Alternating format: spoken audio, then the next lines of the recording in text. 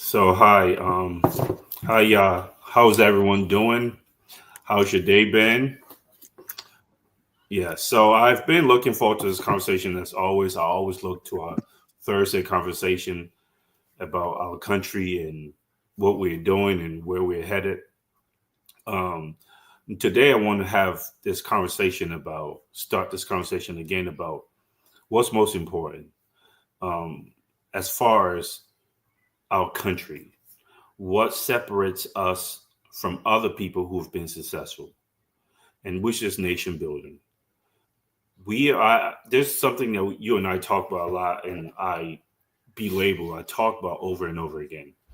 Right. We are not the first nation to ever been stuck in poverty. We're not, and to pretend like we are, or this is our destiny, or this is where we belong. Um, it is disheartening. It is just something that someone who doesn't have any vision would say.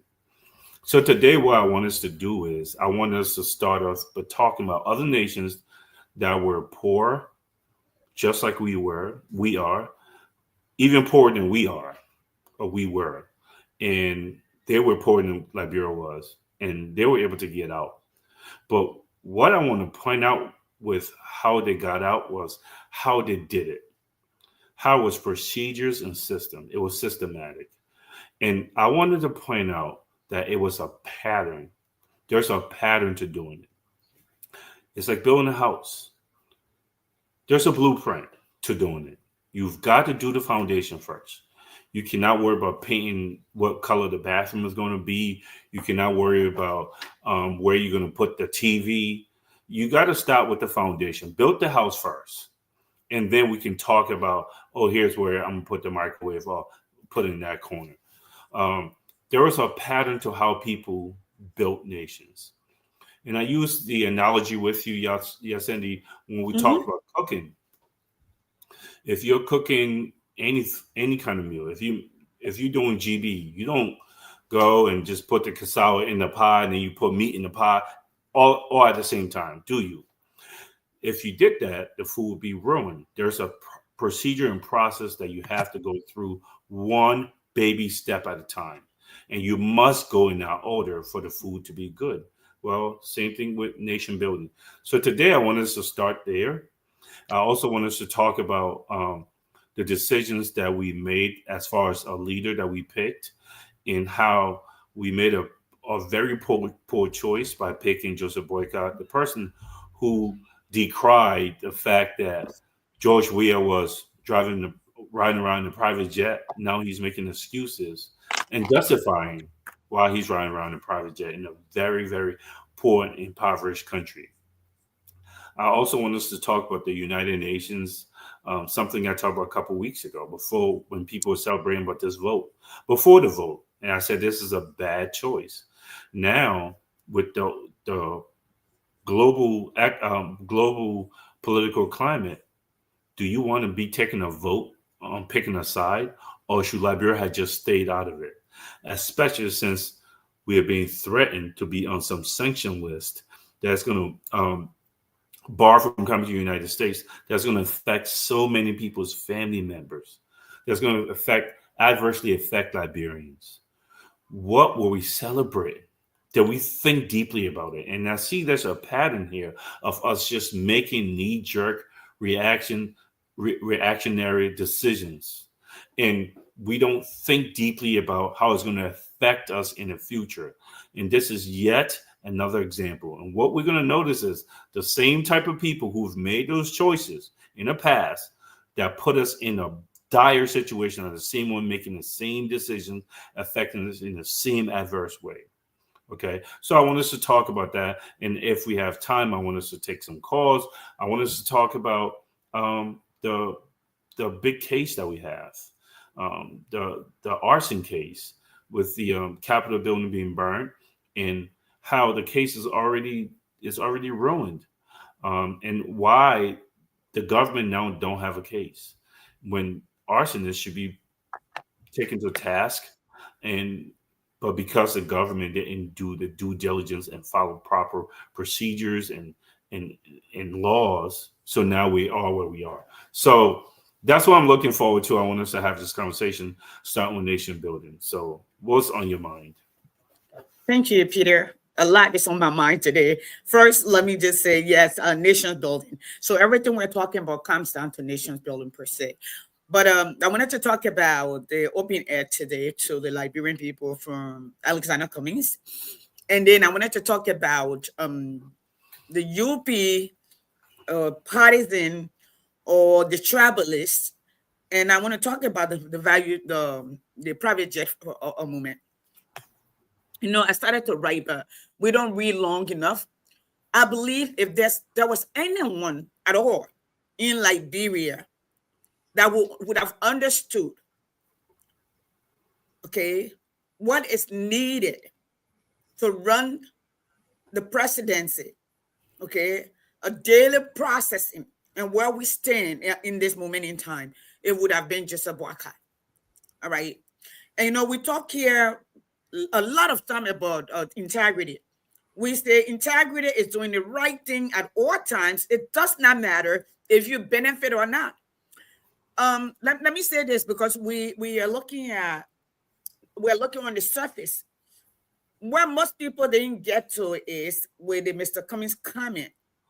He said the outcome, okay? Let me just read it really quickly what he said in the end. And most people, we read, but we read to respond. We don't read to comprehend. We read to see what suits us. In the end, he wrote, at the end of the day, what matters most isn't the flight. It is the result. Let's remember that. The result, the outcome, okay? It is the result, okay? If the president is focused on delivering real progress for the Liberian people, then how he gets to the next meeting becomes a lot less important. So it comes down to this. You know, I hear a lot of people coming back and forth with it. We are stay. He said that, yes, he should have educated us on, when we are around the private jet, differentiate the need for it. Okay? He did not. I'm not going to talk about because we were using private jet to go watch football. We were disappearing and we're taking advantage of the love that Liberian people have for him. I'm just going to be straight up. One thing you would get from me is the truth at all times.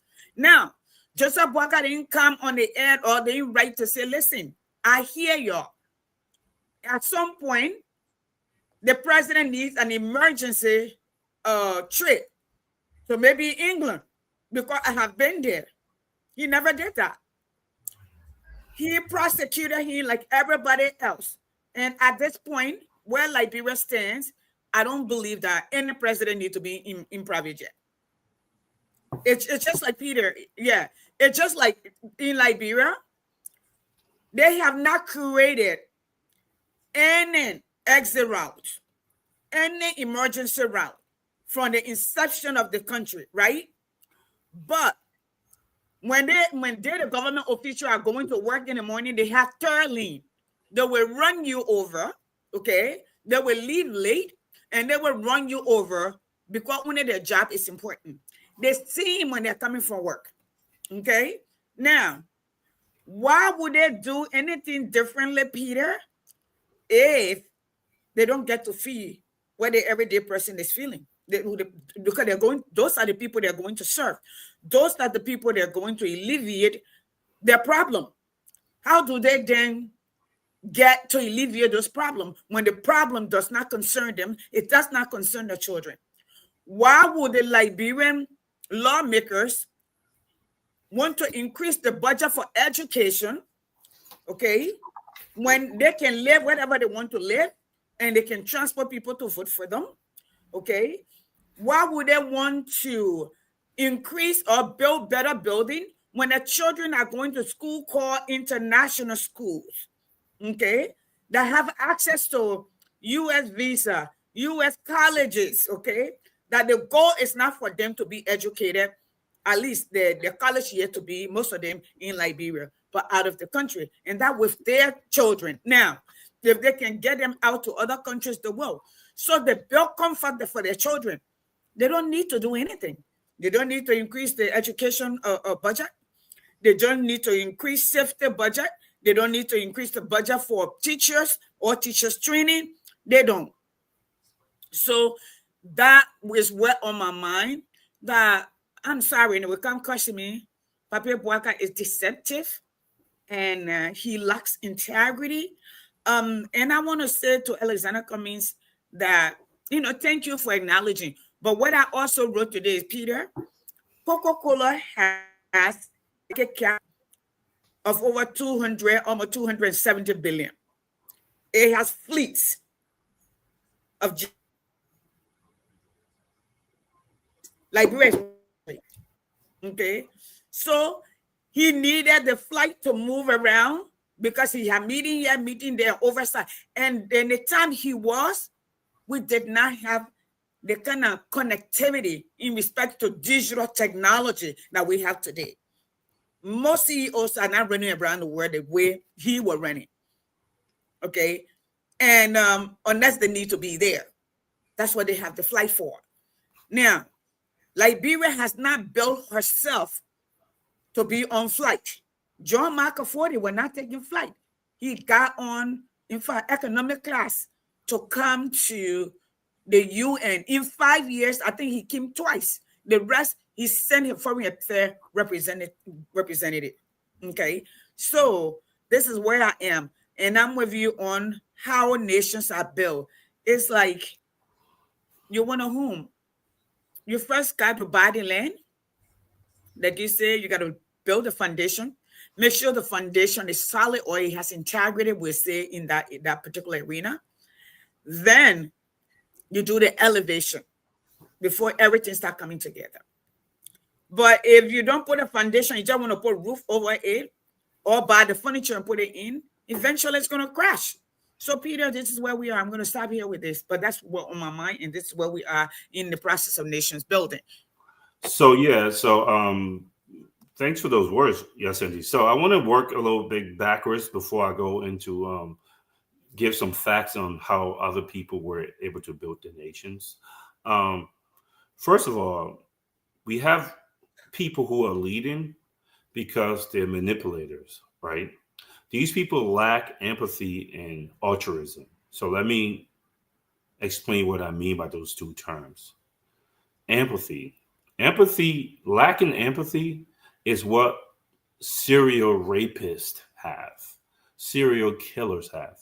They don't have the ability to put themselves in the place of the person who they are harming, their victims.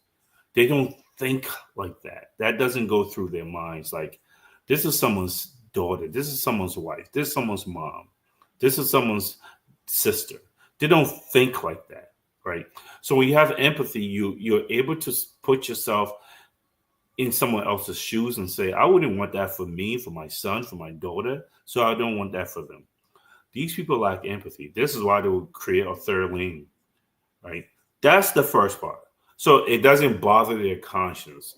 And when you lack empathy, you're able to lie about anything just to get your way, right? And that's what we see in Joseph Boyka. He's extremely, extremely gifted at being a con man and being a liar. And he would say anything with confidence, like an actor, like a Oscar-winning actor. He will say anything because he knows that's what's going to get him what he wants. Okay, they're not altruistic. Look at his past. Altruism is when you want to give to people. It makes you happy when you help people. You give to people. He doesn't have that quality. There's no stories that's come out say, well, look at this man altruism. Look what he was doing when he had.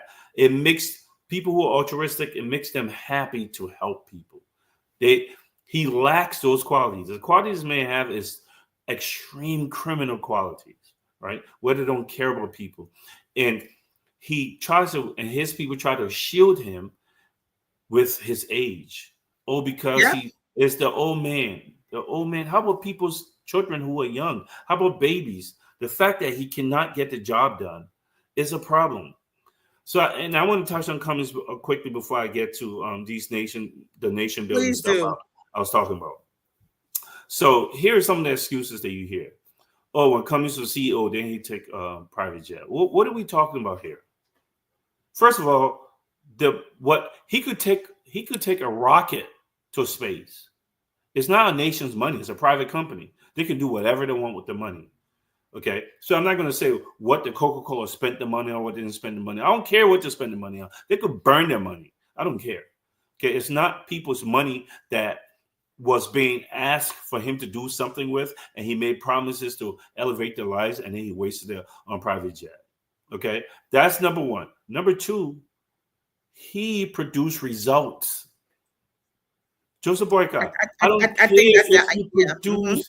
I don't care if you burn $1 trillion. I don't care. I really don't care. What result can you show that you've produced for our people? You don't produce any result. You a taker. You a taker. You take from our country. You add nothing. You built nothing. You don't even know what to build. You don't know how the building process begins. And you got these people, like this man is bragging about creating a propaganda arm of the Liberian and celebrating, oh, now I'm a race car because you built a broadcasting station, you wasted money on it. What nation did that? Like, how does that bring money into the country? How does that help anyone in the country? What are you talking about? How is this racing? How are you competing now in the world? You wasted money. You got manipulated by Eugene Faga, and that couldn't go to a real university. You had to stay at a community college after community college after community college. What are you talking about? It's like this man was in the 13th grade for 10 years. That's the person that convinced you to build a thing for the Liberian Broadcasting Station. What are you saying? You're not racing anything. Okay, so now that I've said that, I want to go into the nations that I talked about. Okay, I want to start with South Korea today. The first thing, first of all, South Korea came out of war. This is 1953, not 1847. Okay, 1953. This is after World War I. These people were oppressed. These people had 80% illiteracy rate. They did. They had no natural resources. Nope. Okay. And they were dependent on loans from America. That's what they were. Because they had a war, the country split up in two. America wanted to support them so they don't become communist. So America started to help them with this thing called the Marshall Plan. I want to go down this list real fast. I want to talk about two Southeast Asian nation countries, how they escaped poverty, and I'm going to talk about two African countries so that people don't be like, oh, it's not like us. They're just like us. As a matter of fact, they were worse. Okay?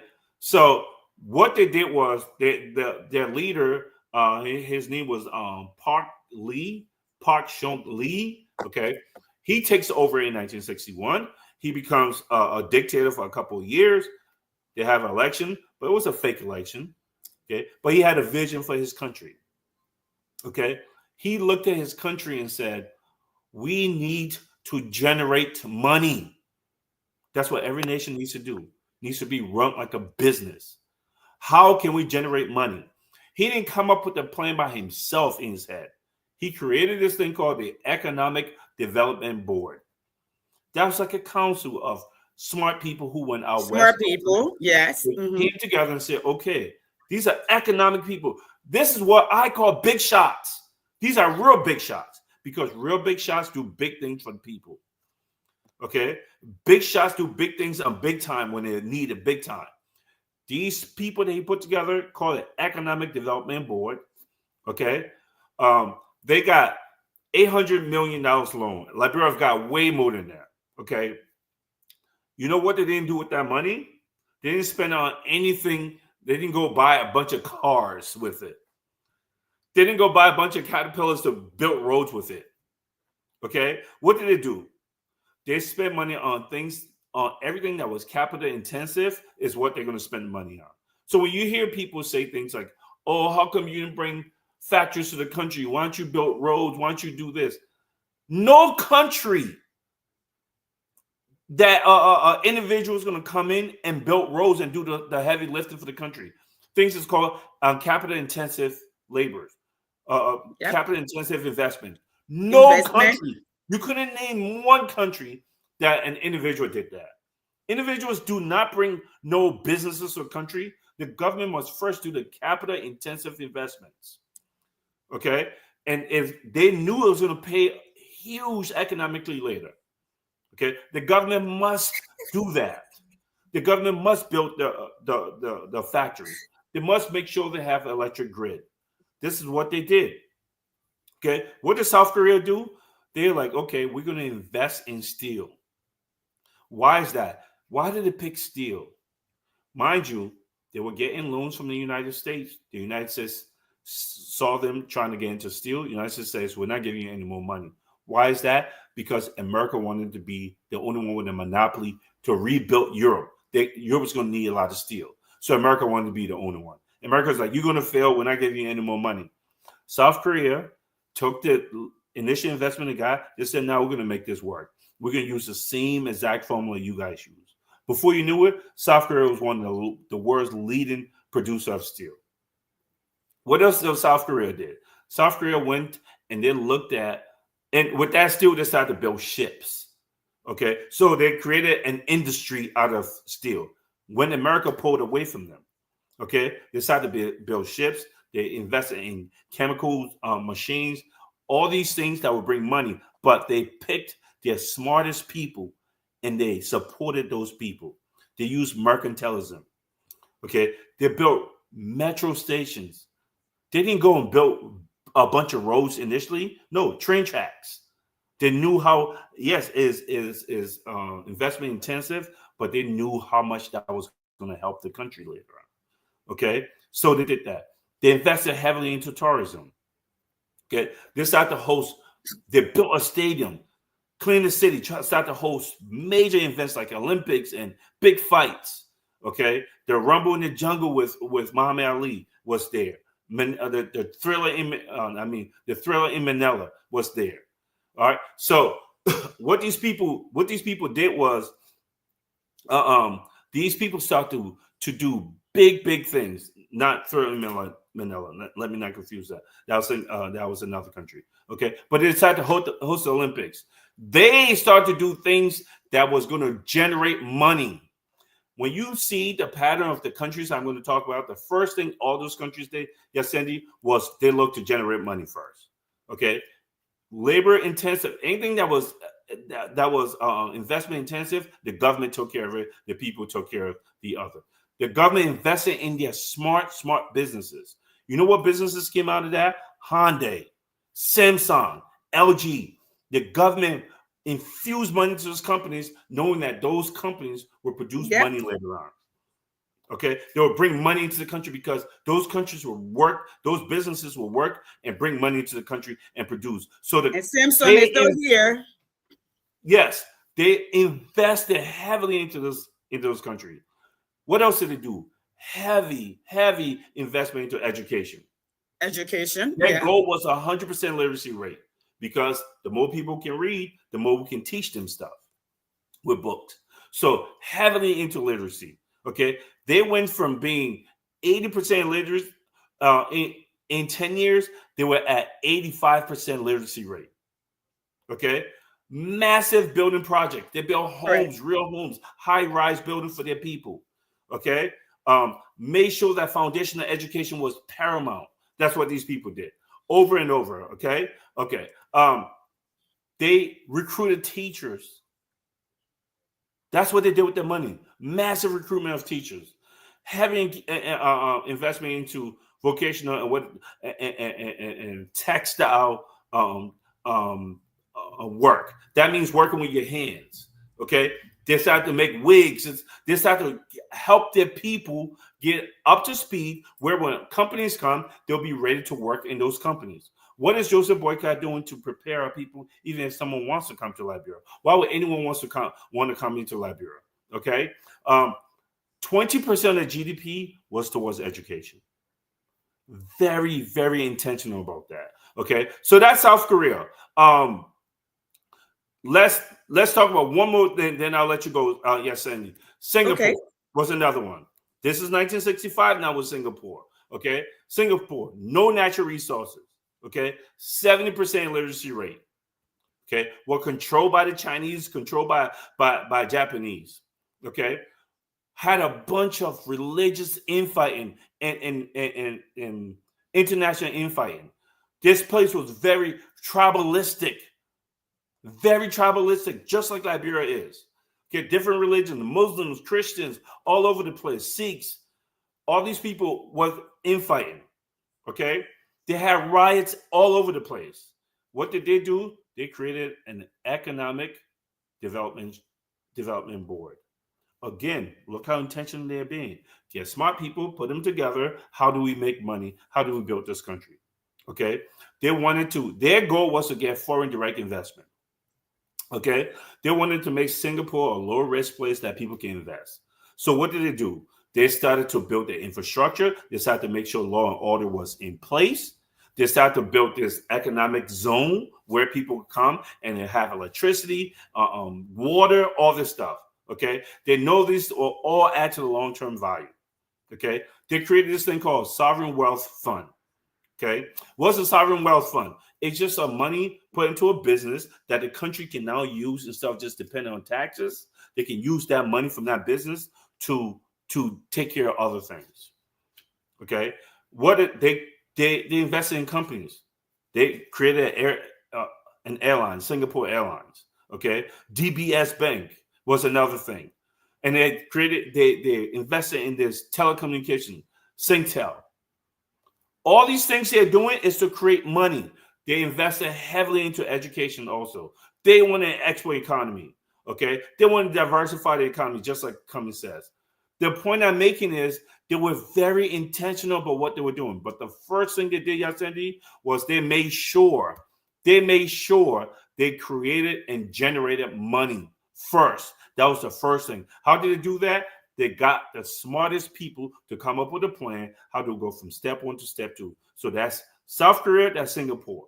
We can talk about other countries. We're going to talk about Botswana. We're going to talk about Rwanda in a minute. But again, you will see the same exact pattern. Same pattern that happened in Vietnam. Same pattern that happened in Taiwan. All these same pattern that happened in Saudi Arabia. All these people were very intentional. And the first thing they did was, how do we generate money? Thank you, Peter. Thank you so much, folks. And that's where, because when we come over here to speak, the first thing is people are attacking you because you call out their leader or their God or the sycophants say we're not about nations building, right? So Peter just talked about Singapore. He talked about South Korea. In fact, as it stands, South Korea is known based on democracy, the freest nation, okay, in Asia, that literally everything is fair. All right. You can walk the street, people can participate in governance. And as Peter said, when they came from the wall, there was nothing. They had nothing. Okay. But they were very intentional. If you look at all of the nations that are thriving or that became first world, you will find out that the first thing was investing in human capital. So here's why. Once you educate or invest in one generation, you are literally investing in 5 generations. And that's what Confucius said. If you have a year that you can invest in rice. If you have 10 years, invest in tree. If you have 100 years, invest in the children. Okay? That's what 5 generations, because each generation is claimed to be 20 years. So if you give that foundation to your nation, especially a nation as small as Liberia, that they'll understand what it is. And let's talk about this a little bit, Peter. In today's global village or technological village or global economy per se. Let's just say we have electricity. We have good internet connectivity. Okay. You have that you talk about. We can talk about the road later because we can be stationary so long we have those things: running water, electricity, telecommunication system that connects the rest of the world. We can create jobs in Liberia. We can do what we call flip classroom. Peter can come on and say, you know what, I'm going to teach science to these kids in the morning for certain class level, and somebody else can come in later and do, or can record, okay, his teaching, and the children access it and learn on their own. We got kids in America, the home teach. The parents, their package that is given to them that is designed through the government system, the curriculum that they follow, so they keep up with the rest of the children and they do the work at their own pace. All right, those things, so the kids don't literally have to leave their villages to go. Now, and I'm gonna go because Peter is gonna come talk about other countries. Let's talk about Saudi Arabia a little bit. It took them about 10 years to get a footing. By 20 years, they were well advanced. Saudi Arabia were poor. It was considered a desert nation.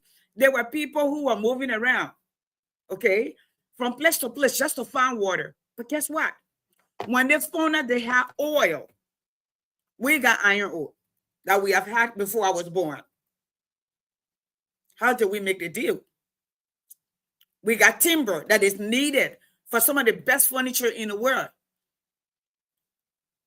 We produced the second largest, it used to be before World War II, the second largest rubber plantation per se. First largest rubber plantation, now second, I think, to Malaysia. All that money was coming from Liberia. We got diamonds. We got the ocean. We got rivers. In fact, if you divide our state, Liberia, into 5, okay, region, there is a river that connects at least, let's say 3, that connects at least 3 counties together. There is a river from the St. John to the Sesto, okay, to the what do you call it, the Mana River, you go name it. It connects other countries to us. But we need a visionary. So here it has Saudi Arabia did it. They found out they have oil. They know oil is not a lifetime, is a natural resource that can be exhausted. And they say, okay, we're going to build upon the gift that God has given us. What do we need to do? The king decided we need to educate our people. How do we educate them? First, you got to identify where you are going. That Peter talked about building. You need to have a foundation. You need to find a way to make money. Where are we headed? Where do they want to go? They want to be an oasis on earth. They want it to be a paradise on earth for tourism.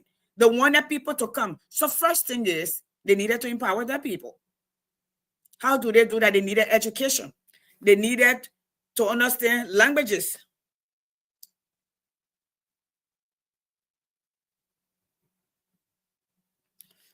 Peter, just click on it. I send it, just click on it. It will open. It should open because it's public. Okay. And then they started looking around countries that they thought would be the target group. The one country that spoke English clearly, okay, that had the population. They wanted engineers because it's oil, okay, different type of engineer, bioengineering, chemical engineer, chemical engineer, electrical engineer, all the hydraulic engineer, all the engineer that they needed. They needed teachers because they needed to teach their children primary. Then those who were already at the college level, they sent them to some of the most prestigious schools around the world to come back and give back. Those who got PhD, they became researcher to make sure those things were impacted. And then they give contract, they build buildings to host teachers, educators, that would stay in a place and that would be safe and make sure they were protected. And they gave them 3 years each. So the first 6 years were dedicated to educating their children, making sure they can speak English, they can speak French, they can speak German, they can speak whatever in different segments. You choose. That's what they did. So guess what? Humans are not disposable. Humans have transferable skills. Once you learn, you pass on. Peter, how many children have you, how many athletes have you produced just out of you alone? How many students have you produced that go on to college and become impact the rest of their community and the rest of the world? That's how it is. So that's the first thing they did. So by the time they got to the 10th year, the young people that they have trained, now the own citizens were coming back to educate the next generation. Thirdly, those particular citizens were also giving, because the money was now circling in the country. All right. They were opening, they were building hotels. The engineers that they've created started investing. What did they need to do? What kind of engineers did they need? They needed people who understand hydro. So they don't have water. Then they start doing desalination. That is turning the seawater into drinking water or into usable water. That desalination, removing the salt out. They started doing irrigation, moving the water around to create pool. That's why when you see Saudi Arabia, most of the hotel, in fact, all of the hotel have pools in it. They're using the seawater. The one right next door to you, right there, what surround you right there. That's what they're using. The seawater. Not only are they producing salt, they're filtering the water, they're turning it into usable water and reusable water, recycling the very water that it is. Okay, the building. So every time you see, now today we say what the Burj Khalifa, the tallest building in the world, the country just came to be. I mean, it had been around, but that's how. But they were intentional. They had the king or whatever the leader is. The leader had a vision where he wanted to take his nation, and he gathered the right minds. He was not intimidated. Okay, he was not intimidated. He got the best brains on the table in his country. He didn't bring people from all over. He first crafted where he wanted to go. Then he brought the best brain from around the world to teach, to transfer the knowledge. And Peter, I'm gonna stop there. Remember when everybody was yelling and carrying on when the young man in Burkina Faso went to Russia, and Putin asked him, he thought he came to beg all the other African nations. He said, "No, I don't want you to give me anything. I came to speak for my people. I came for you to send your best mind to train my people. I want transfer of knowledge. I want my people to be taught how to fish so they don't have to depend on you." And that's how he was shocked. Even Japan ended sending them tons of food.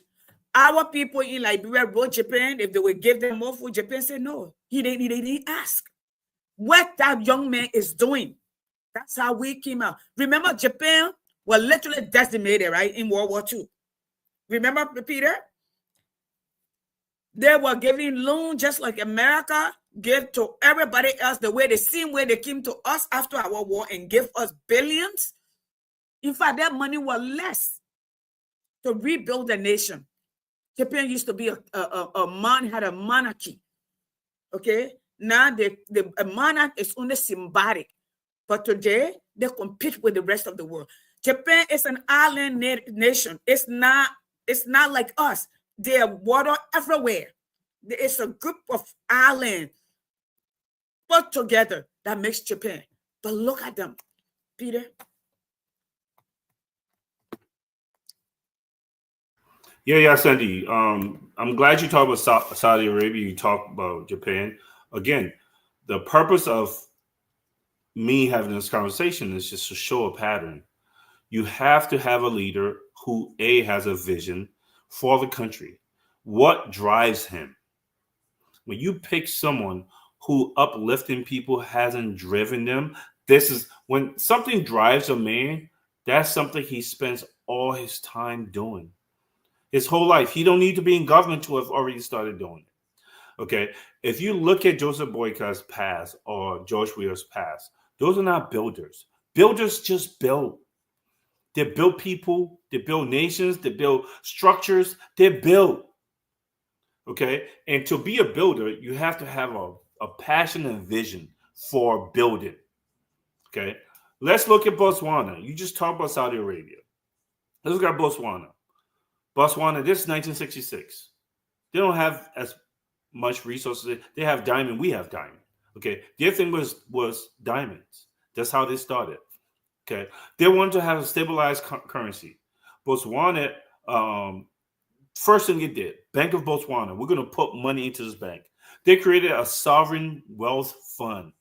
Again, that's where you go. That generates money that you need. If you need that money, you don't always have to depend on taxes. So the country finds a profitable business, something that they believe they're really good at, and they go to that thing and generate that thing and get that fire going. And then the money, the profit from that business, they use it to carry out projects.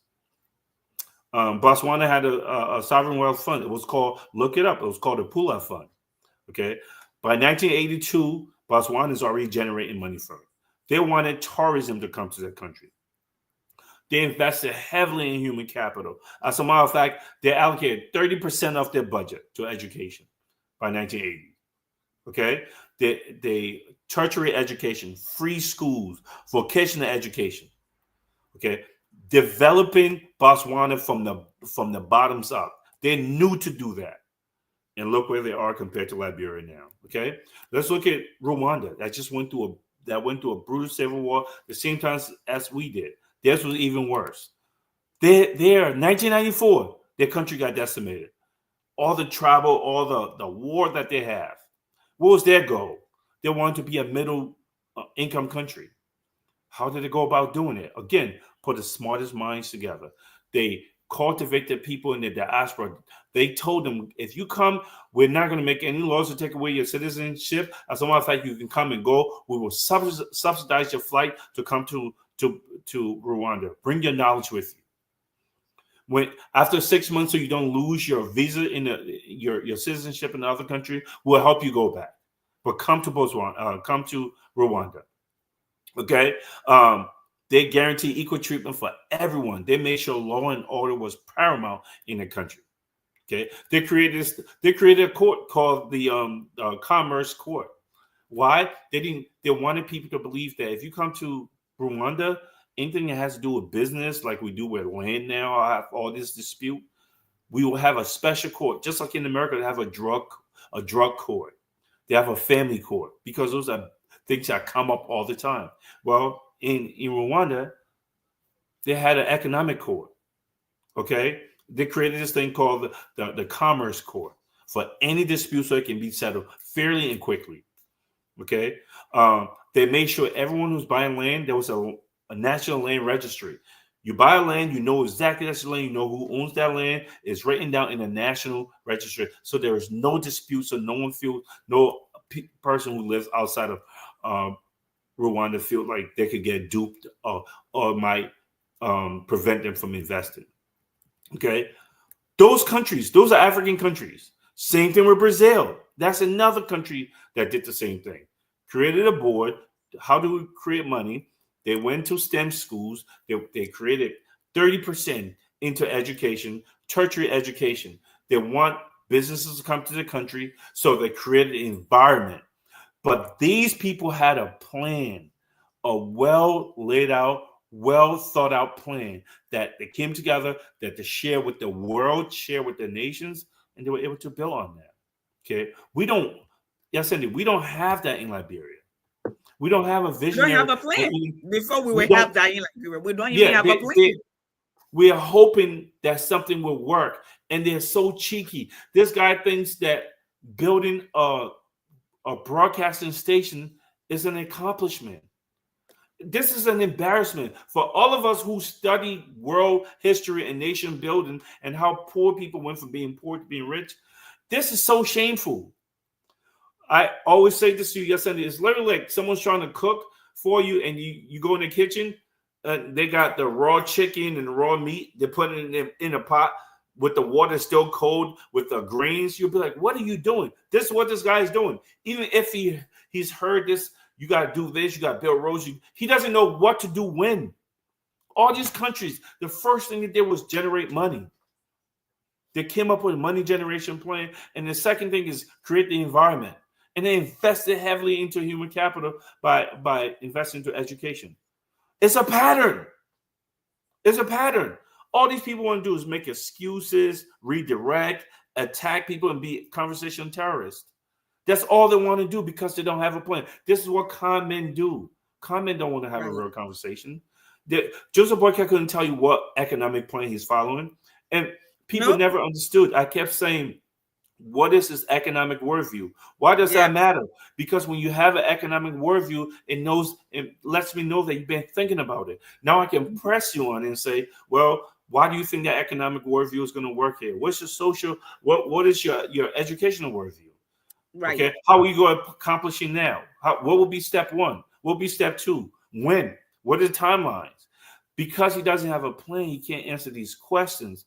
And we allow this con man to use his proximity to the people. Oh, I've been in Liberia the whole time with you. So what? It doesn't matter how long I speak the same language as you. So what? The language that you speak the dialect of one county. Great. How does that help Liberia? You talk again on a private jet. Great. How has that helped Liberia? How does that help one Liberian? Okay. So the first thing I wanted us to talk about was we're not the first nation being stuck in poverty. Other nations were able to do it, but they had a pattern, they had a plan, and they systematically got out of it. Do we have that? The answer is no. And if we say we do, show me the plan.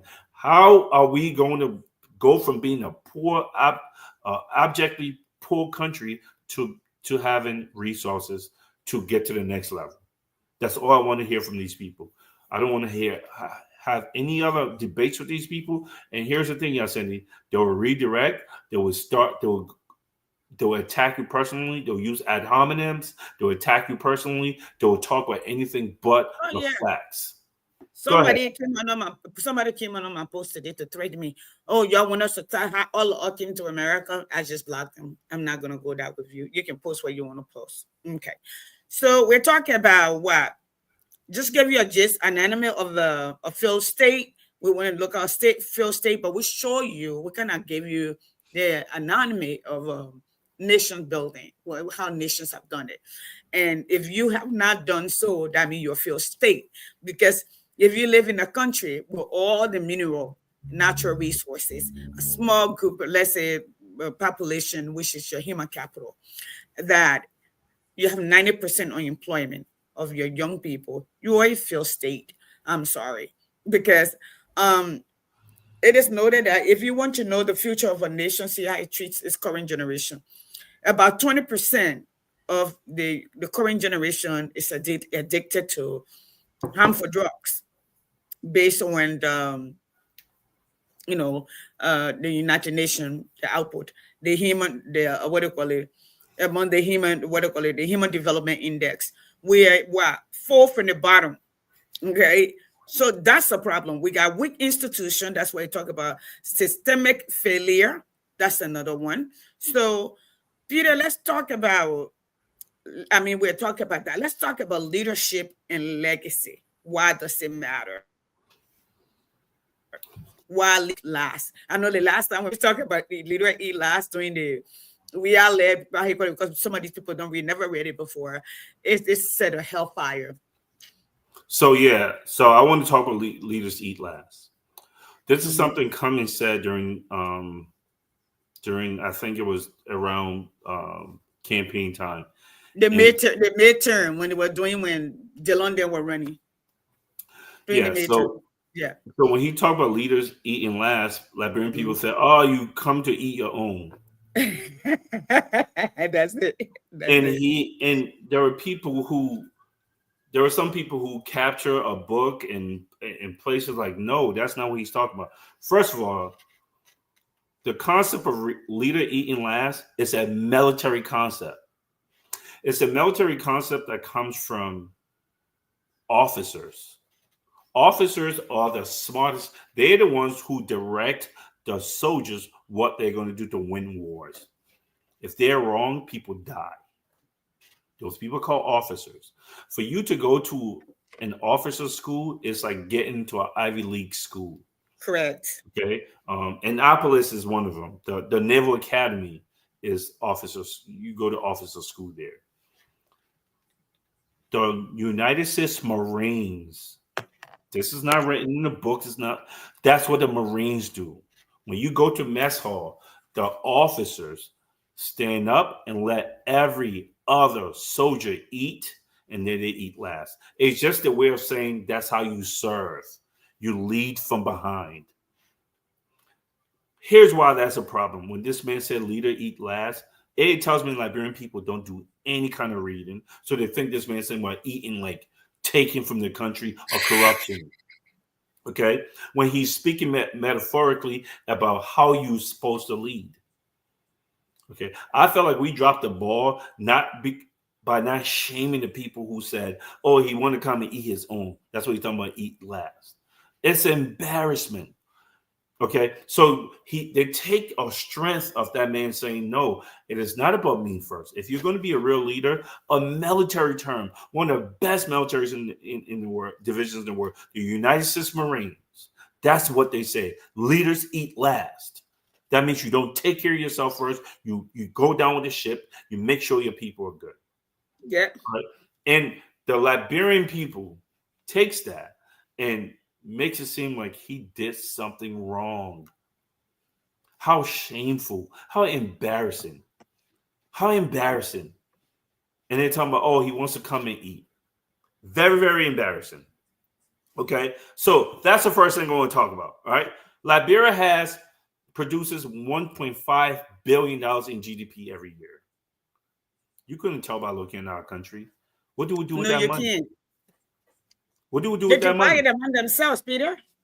But the leaders divide them among themselves. Yeah, but they're able to do that because we allowed them to do that. We talk about concessions. Right. Oh, you come and do concession, you got to build a road, you got to build schools. That's not how concessions work.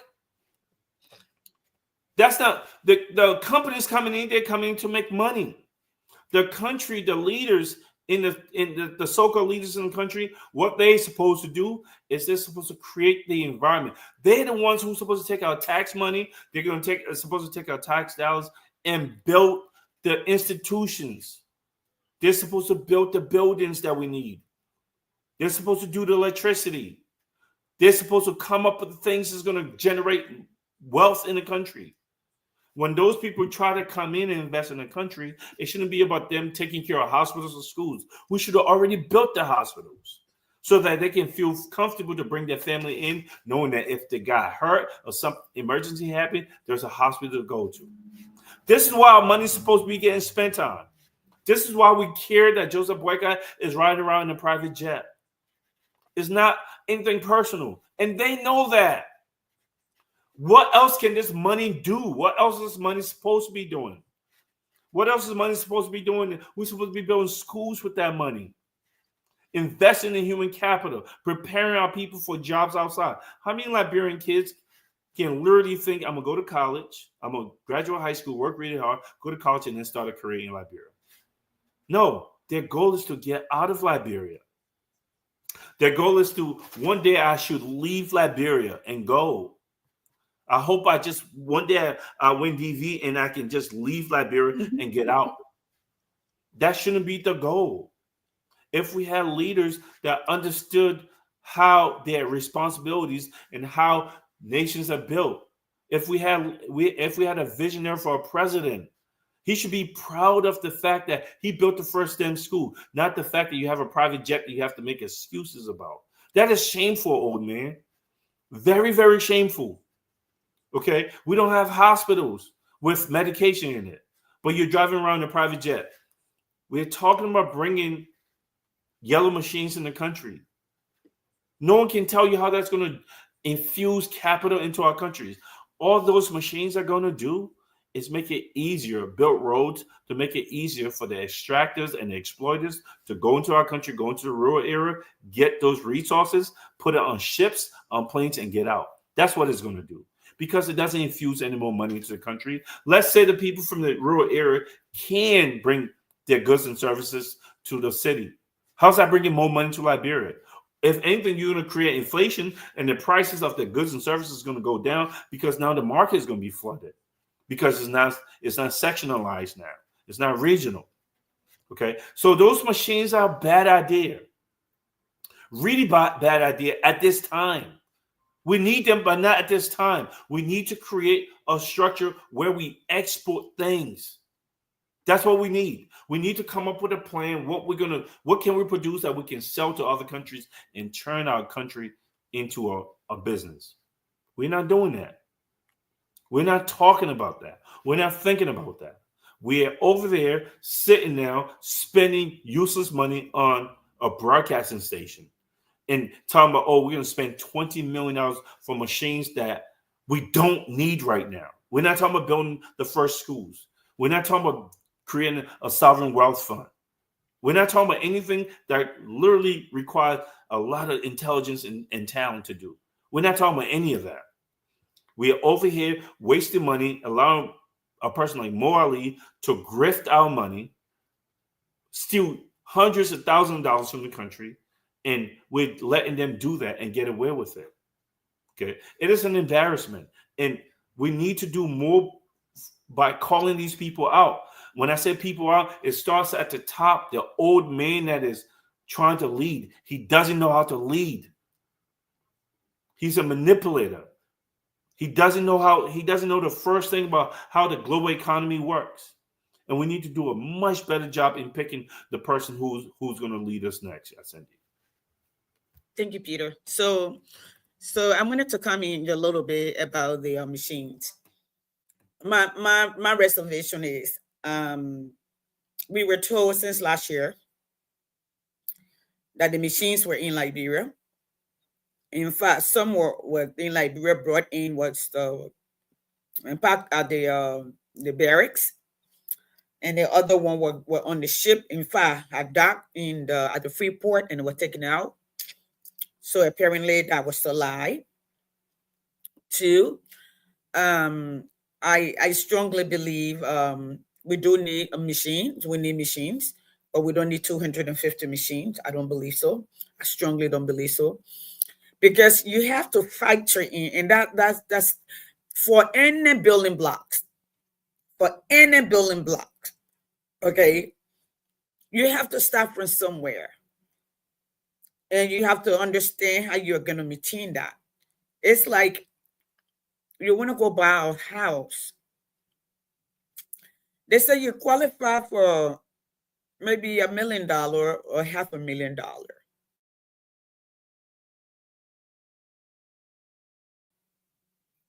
You have to factor in. Does not include that. Your insurance, okay, your home maintenance, and you will need transportation to move around. So you have to factor all of those in. It'll tell you $1 million. That's the maximum that you can get. That's what they're talking about. It's not a minimum that they're speaking to. Now, I think we can use a few machines, because most of what we already have were financed and were being worked on. I think about 2 or 3 years ago, when we were on our way to Saclay Pier, I showed where they had most of the material that they needed to finish building the road. They had passed Kanta, they had passed Conway. They were on their way to, I think Yaslum, and then to Saclay Pier, and then to the southeast. Okay. The reason that they charge all of this concession contract to do all of these things, they don't want to think. Most Liberians don't like thinking. Thinking is too hard. For instance, when Mr. Cummings wrote today, Majority of them just read the intro and maybe the first paragraph, but they didn't know what he said, where he worked for, the company he worked for, how many countries they were in, and that he was the head of that particular organization. That organization have over 700,000 employees. That organization market cap is around 279 or 269 or 270 billion. Liberia don't have 1 billion. GDP 1.5. Yeah. Our budget is what? 700 million, they say.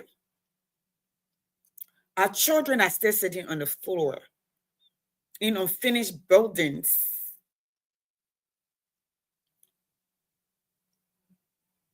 On the floor in unfinished buildings. But our leaders are on plane. And I'm looking here.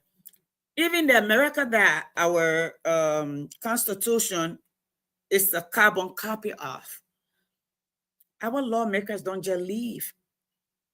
They will have to have a reason. And when you see them taking a trip, it is announced 3 months, 6 months in advance. And it has to do with the interest of the nation, not mere party. Never that. Not mere party. Okay, so when we say it's just like so I'm sorry, let me come back to that topic.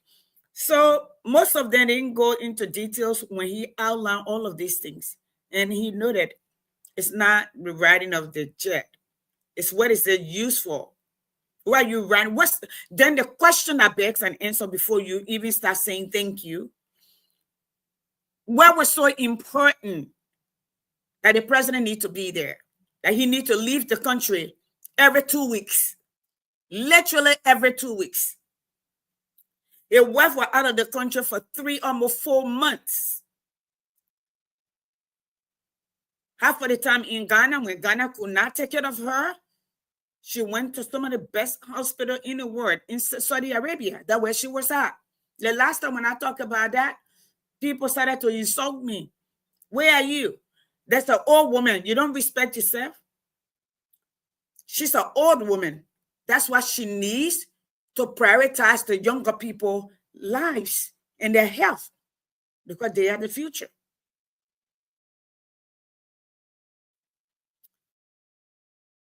Now, okay, all of the nation that I know that have changed, it started with one man. Even in the United States, for Black people to be where they are today, from 200 years of slavery, another 100 years, even after the fought during the war, and they were promised and they wanted freedom to fight after the fought. And after the death of Lincoln, they had to start all over. But they had leadership. It was not one. At a certain time, somebody show up and led. First, we started with Isa Randolph, okay? And then came, then in fact, we had, what do you call it? What's his name? Du Bois. Then we had, what's the other guy? The one that went to the Ivy League school. What's his name? You have Du Bois. They were both. There were two guys. One believed in we want freedom, we want it now, we want to change, we want equality now. And one said, listen, I want us to position ourselves economically. And he said, no, that's not going to work. You're talking about Frederick Douglass. Frederick Douglass. And Frederick Douglass is the one that said, what? Knowledge makes a man unfit to be a slave. And y'all, the Christian people who burning down, kissing people backside. Your Bible also state the lack of knowledge of our people perish. So if we would say knowledge is what is required to build a nation, then the young people must be invested in. Okay. So why leader eat last? They build the table, which is the foundation of the nation. They make sure that the nation is thriving, just as we told we are. Take care of the people, and the people will take care of you. But he and his people, you will not listen. They tell you, oh man, you got the people love you too much. They're not going to act. You're going to be president for life. In fact, 24 years, what I used to say, 24 years, Kanti will stay long inside. Today we have UP doing the same thing. They're building propaganda machines. Okay. La Cooper passed away, and I will call her name, which is not even worth calling, who were begging people to eat yesterday. He's an assistant minister. So he's all over on Facebook insulting people. Listen, truly intelligent people who can compete anywhere will not be on people posts, especially when they're speaking the truth. So the leaders must plan. Like I remember during the war, my mom would drink tea so we can eat the little cassava leaf that they cook, so we can stay alive. And we'll ask her money where each would say, I ate already. And we knew she had not eaten. That's leadership. That's parenting. And none of us here, Peter, myself, and we're both parents, we will see our children hungry and go buy Louis Vuitton. And that's what Liberia is doing, so to speak. What the leadership is doing is you're watching your children working barefooted. They're hungry. They're not getting the right nutrient. But you are going to buy Gucci bags. You're going to go sit in Ambassador Hotel to have lunch. You're going to Boulevard Hotel to eat a breakfast plate for $50 when you're paying your housekeeper $50 or $65. You're paying math teacher, imagine math teacher $45 in Lofa County. If I order on payroll, math teachers, can you imagine $45? Who want to go in that field? Who want to teach your children? So Peter, I mean, I see what you're saying. I guess we're going to keep pondering, but we have a long way to go because our country does not respect knowledge. It first have to start with acknowledgement. Is the important. Okay? If you want to build a house that's going to last beyond you and your generation, you're going to ask yourself, is the foundation important? So we have foundational issue. That's how I see it. I can go and bring in Brazil from Lola. How Lola encourage parents to take the children from the street. You put your children in school, they're not selling. We're going to pay you for each child that you put in school. That's what Brazil did. And that money circled back into the country economy. Parents start spending money. They start buying refrigerator. They start buying appliances. Okay. The next thing, Lola went out and paid for the World Cup. And they went to them. It gave them exposure. The money that was put in there. We did that in Georgia. Georgia had a bad name. But 1996. Oh, Peter, this is Emmerich. I think Emmerich want to say something. I'm going to put myself on mute. Go ahead, Peter. Sorry. Emmerich, you want to say something? Put my... Yeah, so I don't believe that we need the yellow machines at this time. We don't. Maybe I'm wrong about that. Someone needs to explain to me how the yellow machine is going to create generate any kind of income for our country. And the point that I care about right now is how do we generate revenue? How do we generate capital? So if it's not going to generate capital, we can't do it. Number one. Number two, where in the budget is it that we're going to pay for this stuff that we're getting? Right. So I could be wrong. Yes, Andy. You said that you think we need some of it. I don't think we need any of it. I just want to know how is it going to help us make money, bring money from outside places. Okay. And is that the best investment we can make with that money that we're spending? Who pays back the loans? Number two, when they talk about concessions, they talk about how these companies are coming building roads. Do you notice it's a jobs program for their people? So the buildings, it's all being done. The roads are being built by a bunch of Chinese and Japanese and Lebanese people. The reason why we don't see our government pushing on that, because our government have this slave mind type mentality, low self-esteem, and don't care about the people.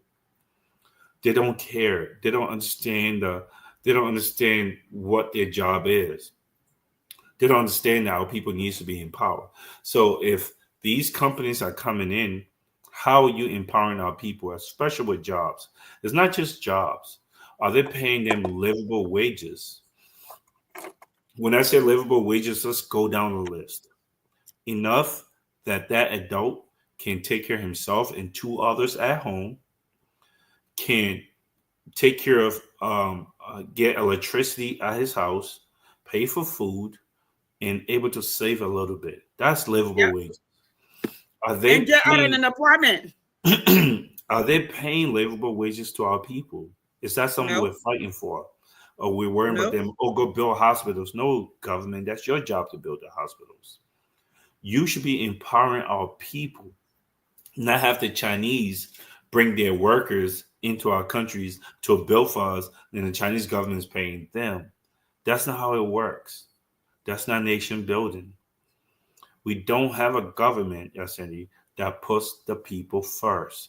They don't get that. We have this subordinate mentality that we think we should be underneath people, and we shuck and jive and shake their hands and smile and take pictures. Nobody will respect you. Nobody respects you, and you're not helping our people. You're able to leave the country, yes. You're able to take your old wife to places, yet. But what about other people's babies? Is her life more important than them? Those mothers who are dying at childbirth, the emergencies is happening. The emergencies is happening. Peter, There it's your goes fault. there Sister goes this Trouble. troublemaker. Sister Trouble. I'm the good one the here. the the emergencies are happening. If what hospitals are going to be able to take these kids to? Who's comfortable enough to bring their child to Liberia and anything can happen? Then what? You bring your child to Liberia and they got, God forbid, they get into some emergency for whatever reason. What happens then? You got to run from Liberia to Ghana? Like, we don't have hospitals, but you traveling around in private jets. This is why it matters. It's not that he's driving around in private jets, but what else should that money be going towards? How are you doing things to empower our people economically? You're not doing any of that. And then you're sitting there pretending as an old man, giving people cheek. Oh, and you say you want not go tell them that on the racetrack. The racetrack guy is racing. You're racing because you wasted more money to build a propaganda station. So that's racing. That so you believe that's something to brag about. How is that thing going to bring money to the country? So yeah, it just we have a country, we have old people, we have the type of people who have picked to lead, does not understand what leadership is, and we keep picking the same type of people over and over again. But go ahead. No, good thing, Peter. I did not want to come in because you guys started off, and you guys are saying a lot of good things. I've been listening, right? It's good to have people like you, uh, that are conscientized, right?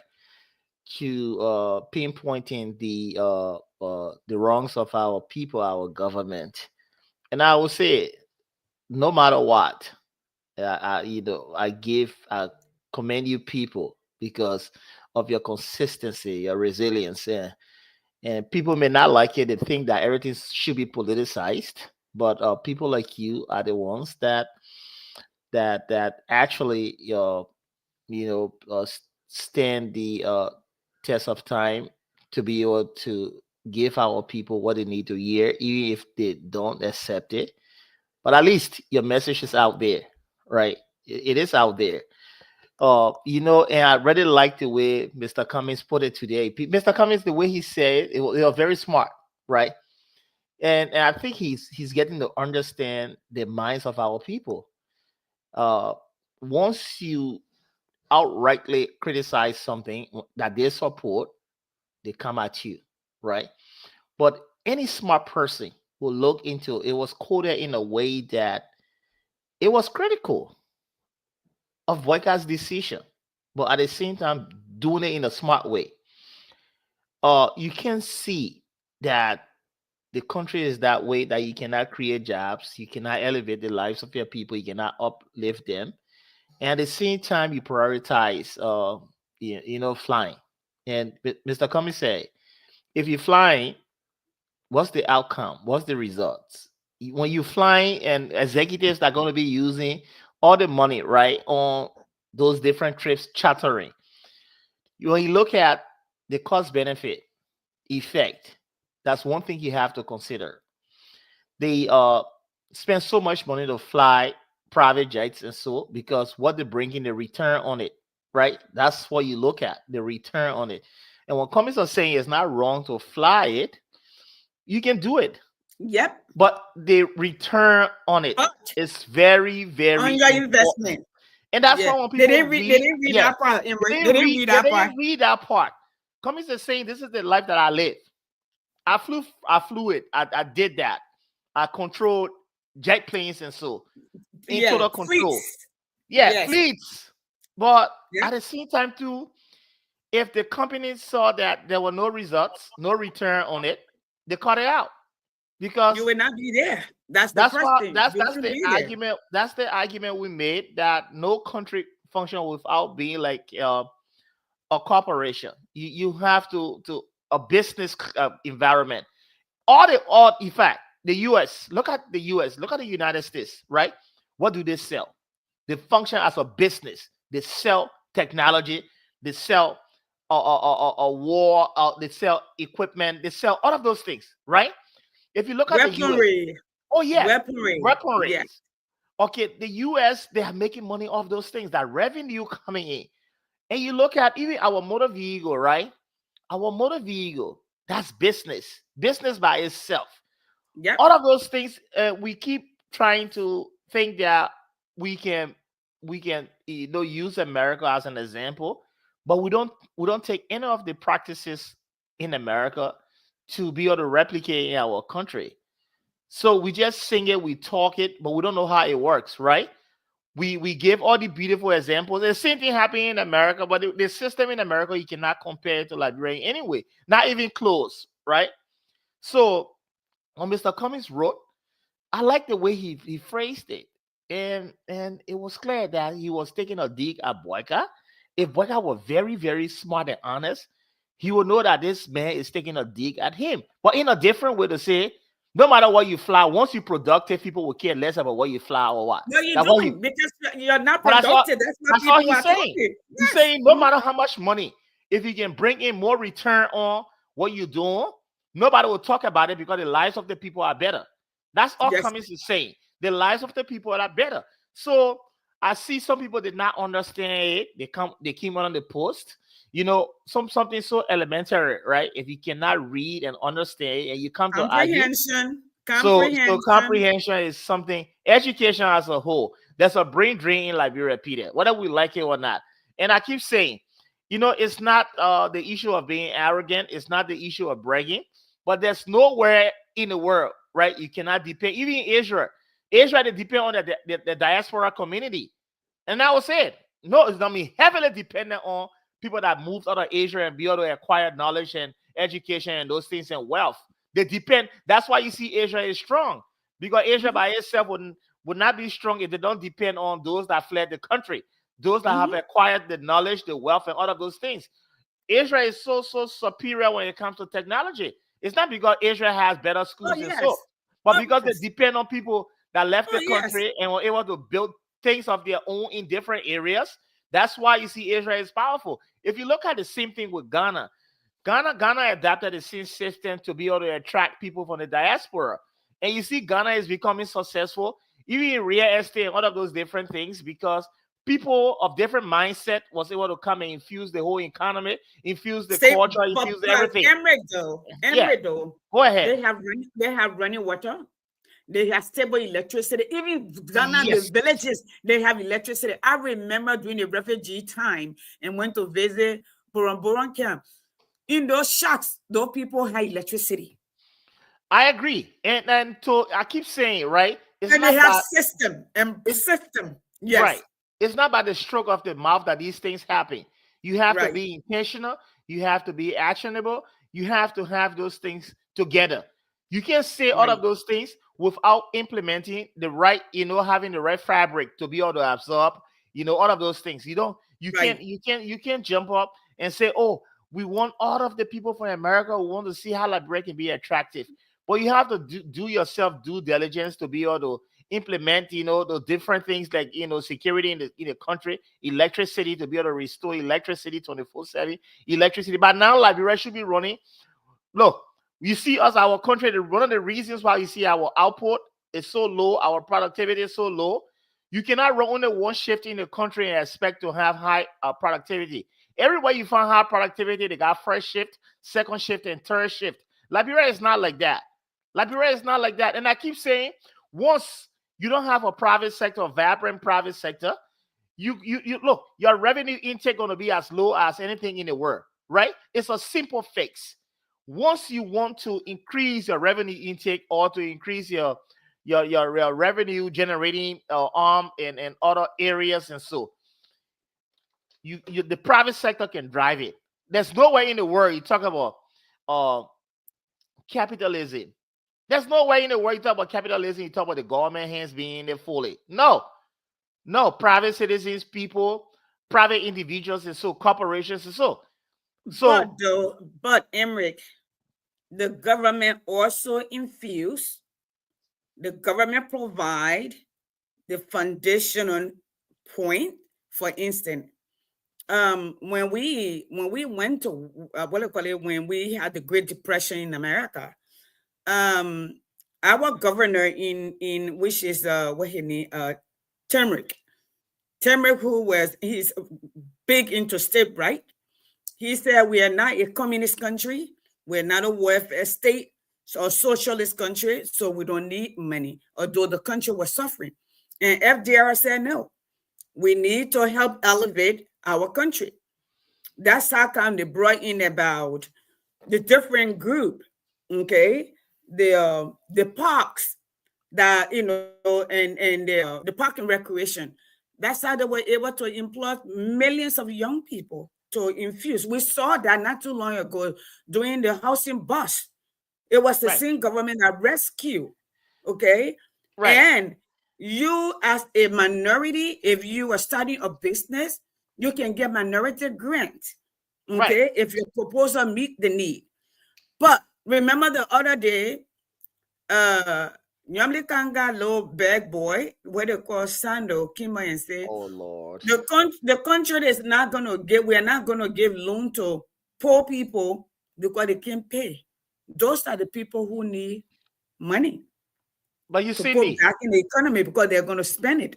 But you see, I'm gonna stop here then after you and Peter can go. I think the mistake we keep making, we reference people that don't have the experience in those areas, and so but those are the people we got in leadership. I do. So they can't stay at the ship. We're not going anywhere. I think it's good to challenge them on these different topics, educational. They're not going to come. They're not going to come because they don't have it.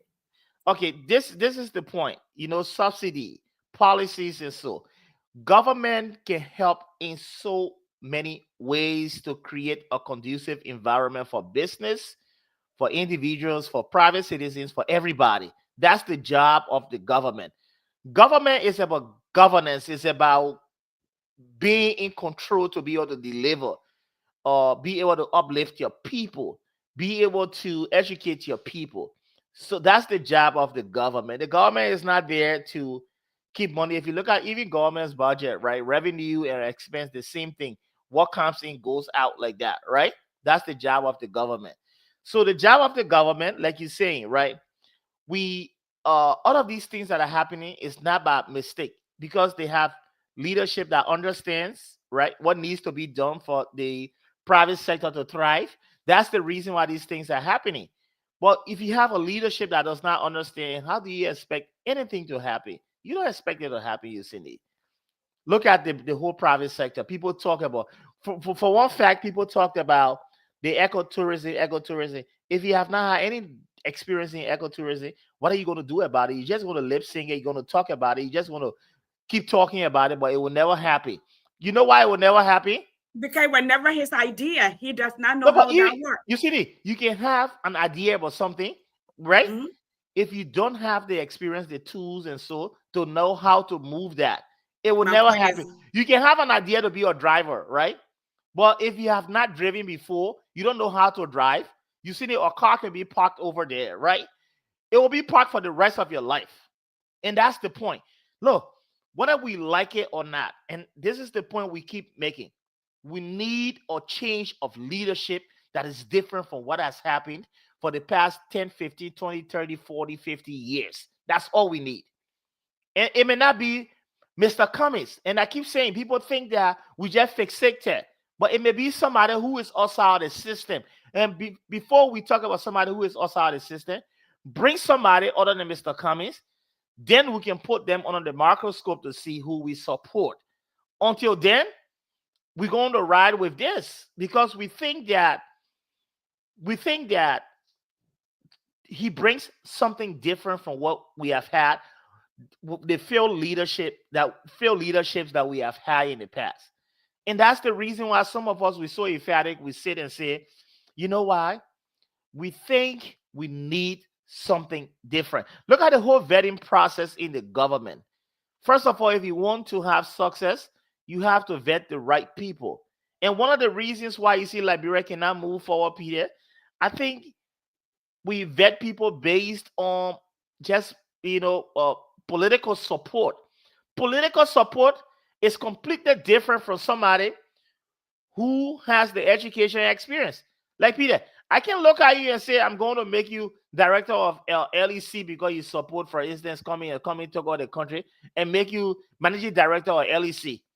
No, I cannot. You know what? Because I have known Peter, I will say, you know what? Peter, I think with youth and sport, with LFA and all of those places, I can put Peter there because you know what? And he will excel. He will excel, definitely. And this is the problem we have in our country. And people are not looking.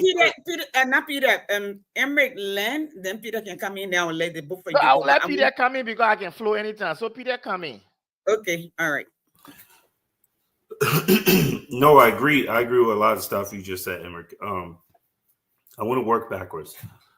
I don't want us to say, and you're 100% right. And I've said this. I've done this a bunch of times. Well, I'm not married to the idea of Cummings. That means it's not Cummings or nothing, right? But it is Cummings or nothing. Here's why. The reason why we say I'm not married to the idea of Cummings, it could be somebody else, is because we're rational people. We didn't think Cummings should lead because we like the fact that we like his height, or we like the fact that he's Gribble Man. That's not why we picked him. We picked him based on vetting. Our people don't even know what vetting is. To vet someone, you have to have a goal first and see who best going to help you accomplish that goal. What is the goal? Okay, the goal is to build Liberia. That's what Joseph Boyka did, right? He just took all the rhetorics, and WIA does the same thing. Took the rhetorics that they know, the red meat rhetorics that they know people want to hear, and spill that back to them and give them false hopes, right? So the reason we pick Cummings is because he was vetted by us. We know that we need a nation built. We know we need to build a middle class. Like that person you were talking about, Young Bleed's, whatever he was to Young Bleed. First of all, a person like Young Bleed should not be a policymaker in our country. And I felt a person like myself and all of us who allowed that woman to be pro tempore of the Senate, or she doesn't have, and I don't know what her education is, but is not in building anything. She's not. I would like to debate her on nation building. She's not who should be making any decision for our country. That woman is selfish. That woman has no conscience. That woman is all about herself. She shouldn't be making those decisions for us. Okay. For a guy to go out and say, I'm not going to give poor people money because they're poor, tells you he doesn't understand how nations are built. Yasendi, you often talk about how the Great Depression, FDR, he sort of he gives people money, he saw all these projects. Yes, you create the environment where those people become workers. This is how you build a country. It's almost like being spenders. If we got 1 millionaire, okay, he can buy everything. However, if you took the money and give it to 1 million people who can buy things, now you have an economy. It's buying and selling. Okay. You create the environment where you create low-skill jobs. You give those people money. You create those low-skill jobs, get the money, and you tax them. So you get the money recycling. In a layman's term, I'm not even an economist. This is Emmerich's wheelhouse. But this is how money flows. You give the money, it comes back to you. You create the environment for that. For a man to say these people are too poor, so we shouldn't give them money, tells me he's a stupid person and shouldn't be making decisions that has to do with money, because you're not intelligent enough to lead the country when it comes to that. Okay, that's not how it works. We need to create the environment where low-skilled people still have jobs. As a matter of fact, that should be your first job. How do we get these people employed? And then we can tax them to an extent. And then the money recycles. Okay, these people have no idea. So when I start to talk about Cummings, I'm saying we should not be ashamed of saying he's the best person. He literally can produce. Let them put their field people up. Compare him to your guy. Let's talk economically. What does your guy have? I want them to say, well, I'm not married to Joseph Boycott. Because why were you married to him in the first place? I'm not going to sit there and act like, well, we would pick other people if you pick somebody else. No, he's way better than the person you got. Way, way, way, way better. It's not even close.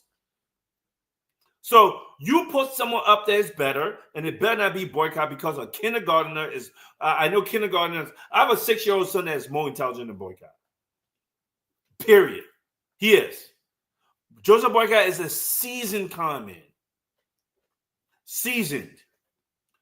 I know high school kids that will do a better job than him because they think deeper than him.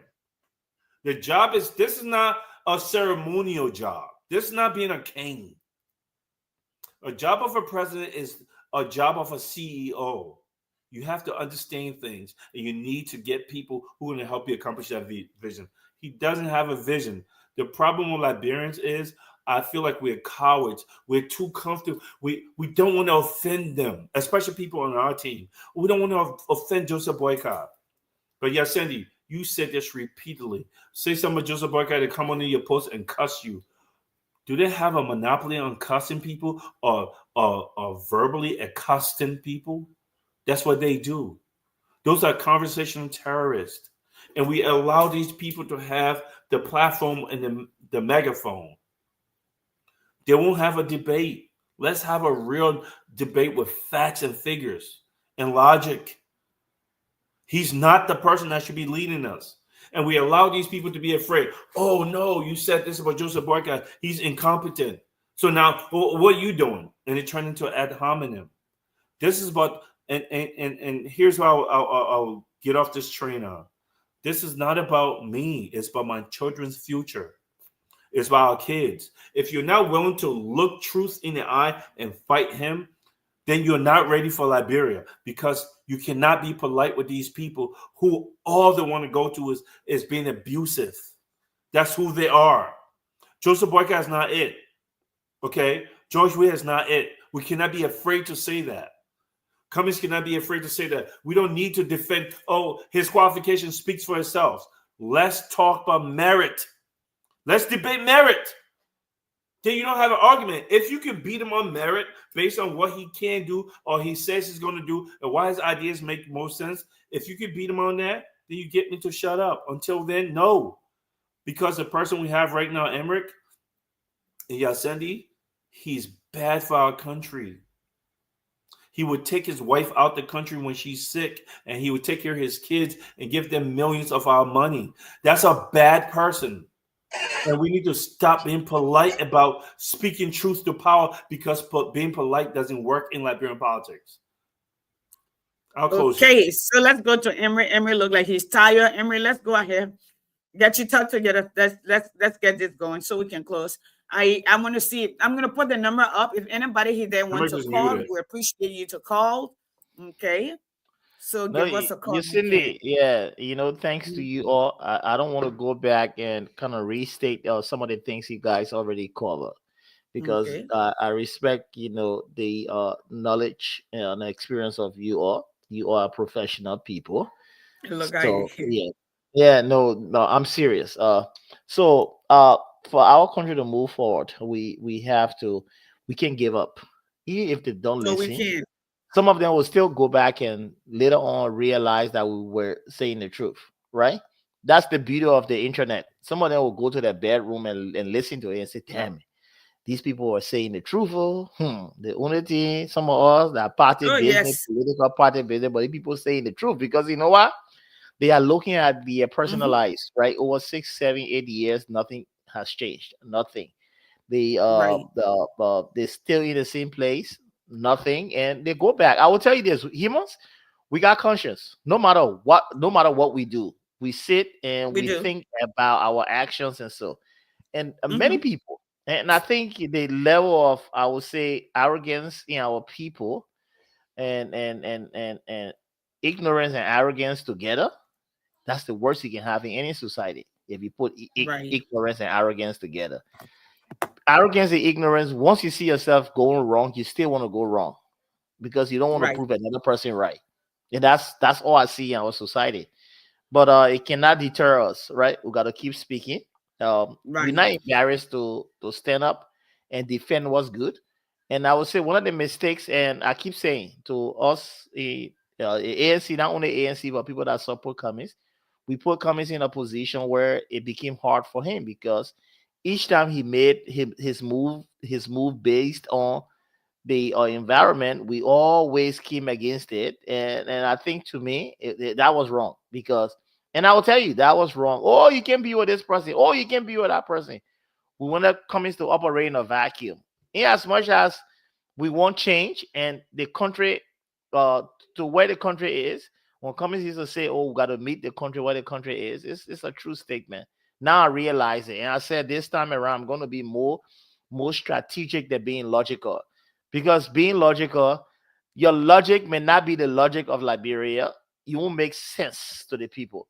So being strategic for me is very important right now, because whether you like it or not, whether we like it or not, there are certain things that when we say, when we do, it's completely opposite to what did the norm in Liberia. Am I saying that we have to act like them? No, I'm not saying we have to act like them. I'm not saying you have to take away your values. I'm not saying you have to do those things. But at the same time, too, you have to be very strategic in being able to overcome. You have to be strategic in winning people over, because if you can do that, then you're able to lead. And once you get in that area of leadership, then you can be able to implement whatsoever those values that you have. Other than that, I will tell you, it's going to be a tough call. But now I'm acting just like them. When you say, oh, the man made a mistake, I said, well, how many mistakes that Boyka? In fact, Boyka didn't make a mistake. He was intentional about those things, and you supported it. No, he didn't make a mistake. He was intentional, very intentional. You supported it. So for me, this time around, I'm not here to be critiquing, putting Cummings' speech on the microscope and looking through it and saying, oh, you should not have said this. I'm not going to do it. To me now, it'll be just like you. Boyka, you said Boyka, if Boyka dead, you still vote him. Right now, Cummings, He Even cut in out. the casket, we will vote for him. Yeah. So if you said those things, then you put us in a place where now we have to defend all of the nuisance and all of those things. That's so wrong, because to me it's wrong, but that's there what the society is. Until you can realize that you cannot lead the country without being able to understand those things and be strategic about it, you'll be fighting a lost cause. And there where I'm at. So Liberia, don't say, oh, but Emery used to be this way, but now we see no. Coming speech, I'm not going to go because he said if Boyka can be with the devil, you clap for him. You made him president being with the devil. So if somebody who's going to be with somebody less than the devil, you want to crucify them? No, I'm not going to agree with it. So thank you guys for holding the while we're not around. Thank you guys for holding true and Reddit being on top of this. I admire the both of you. And I will tell you this, right? I got special package for you and Peter, so it will come true because you people are resilient people. You guys been doing extremely well. You don't give, excuse my French, you don't give a what they call whether somebody is watching or not. Your message will go out there, and people, I will tell you this, they will sit and they will still watch it later on and say, you know what?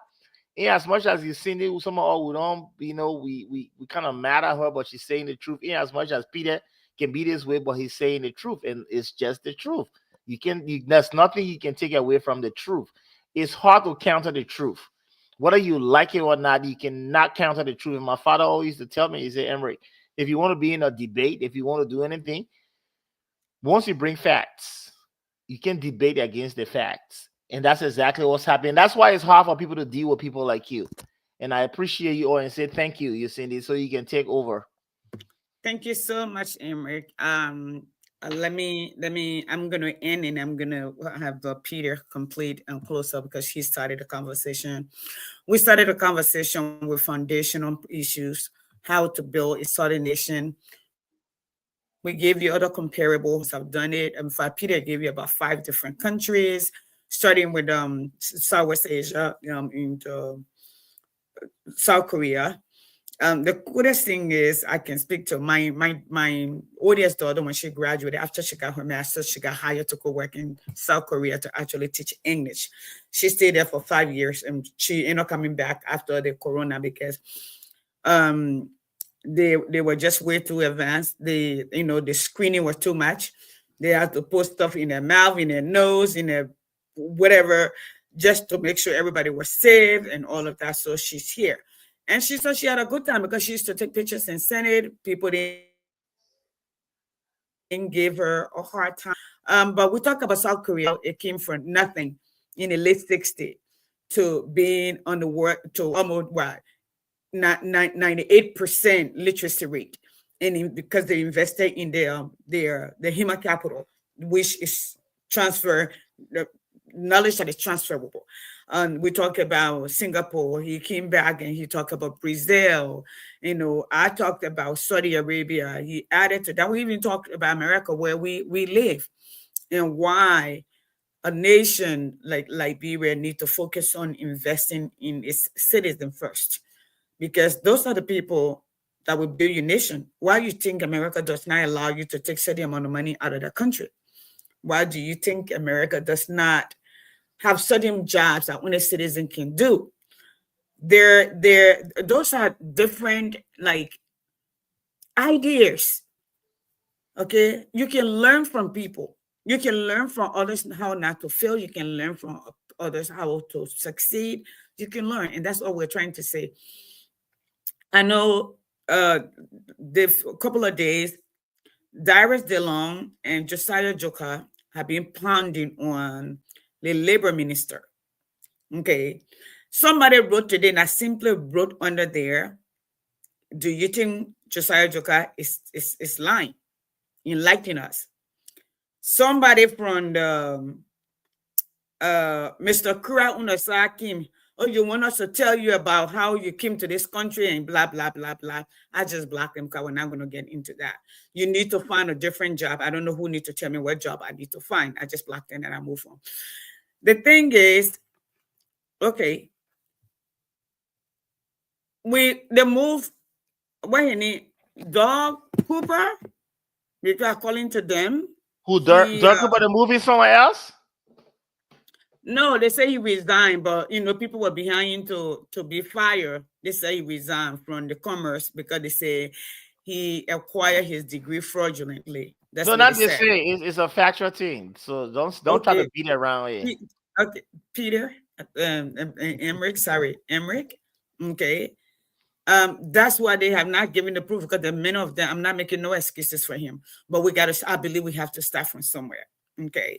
Now, if Darius DeLon is pounding on the labor minister, then that also means that the legislature is at fault, because certain jobs were set aside and there was a law made, not just a resolution, a law, okay, that was made that stated, and it's called the Liberalization Act, that certain jobs were not to be given to anybody outside. But if you go ahead and do a resolution or an amendment that says, okay, Emily, we can see you on your phone. We're gonna go ahead, okay, and make an amendment where we will give permit out at a higher price. That means the job is for sale. In America or in other countries, when you go to Ghana, that's certain job you can't do. I'll tell you a common example. My mother had a friend who was married. He was trying to the Ghanaian embassy, and he asked the people to create something so his wife can have a job. They created a position through process. When his wife was hired in that job, and his wife was a Liberian, the Ghana government came and said to them, these jobs are for Ghanaians. She cannot do it. Okay? Just as when I go to Ghana, and I remember being in Ghana, my husband had sent me money via Western Union, and I went to cash the money, and I had my passport. They told me they can't take my passport. I have to have Ghanaian ID. I was not living in Ghana. I was in transit. So that money had to be resent to me to Liberia, because that's where I was headed. So when you make this law, you don't go back and readjust and you come back and hold somebody, especially in a corrupt country. Yeah, Josiah Joga said there are jobs there that Liberians can do. I get that. So identify the job, don't put a price on it. Because if you put a price on it, Peter, that job pays, if you're a foreigner, and I've never seen that. How do you pay a foreigner more than you pay your citizen? So who's putting, I want to get clarity, who's putting a price on it when you say Josiah said something about those jobs? So Darius DeLon said, they say they get out 8,000 or 10,000 permits, right? And Darius DeLon said this is in his expose because he was arguing. The reason they increase the permit price is so Liberian can get the job, to deter foreigners from getting the permit. But here is the thing. The same position when the foreigner get it, they get paid between 3,000 to 6,000. But this is my question, right? Why do you want to say that when you can be emphatic about it and say these are not jobs for foreigners? Exactly. So why do you want to issue because if you say foreigner, why do you want to issue permit? You could just say these jobs will never be given to foreigner. You can have policy on it. But that's what the law that brought in the liberalization, that's what it said. Certain jobs like store-bought, cook, forklift driver, certain jobs. Yeah, but even in America, certain jobs will tell you say you have to be an American to have those jobs. But everywhere is like that. Yeah, you can't say the job, you got to be an American or you got to pay this. That's room for corruption. So you cannot hold a man accountable. And you're also telling to raise funds, okay? So that was the question I was asking today. But some of these people were there and they're enjoying because their parents are in position, or their family are in position, or their friends are in position, or based on proximity, they think they can come on Facebook and threaten people, okay? Or they can come and insult and get away with it. My question was to understand, okay? I understand. I follow the law in Liberia. I'm making my business to read. Okay? Today, I saw a post from Lima Bowen. She said, the people around Waka, they need to let him retire or resign.